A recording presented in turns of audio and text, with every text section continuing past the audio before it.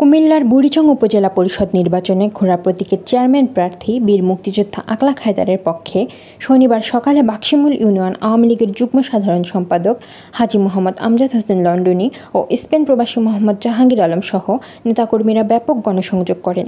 বিশেষ প্রতিনিধি কাজী জাহাঙ্গীর আলম জাবির জানান, এ সময় বীর মুক্তিযোদ্ধা আকলাক হায়দারের ঘোড়া প্রতীকের সমর্থনে বুড়িচং উপজেলার ২ নং বাক্সিমুল ইউনিয়নের ফকিরবাজার, কালিকাপুর, ছয়গ্রাম বাজার সহ পাহাড়পুর, মনোহরপুর, খারেরা, আনন্দপুর, জঙ্গলপুর বাড়ি ব্যাপক গণসংযোগ, লিফলেট বিতরণ ও বিভিন্ন স্থানে পথসভা অনুষ্ঠিত হয়। বিকেল ৪টার দিকে সদর উপজেলার আমরাতলী ইউনিয়ন পরিষদের চেয়ারম্যান কাজী মোহাম্মদ মোজাম্মেল হক বিপুল সংখ্যক নেতাকর্মী নিয়ে আকলাক হায়দারের ঘোড়া প্রতীকের সমর্থনে ফকিরবাজার এলাকায় গণসংযোগে অংশগ্রহণ করেন এবং ঘোড়া মার্কায় ভোট চান।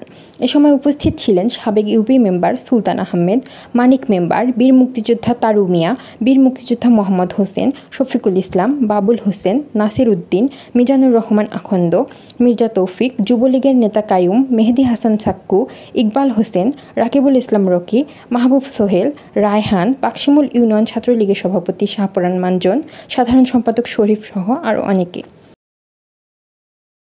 আপনারা দেখছেন মেঘনা টিভি, সত্যি সন্ধানে সবসময়।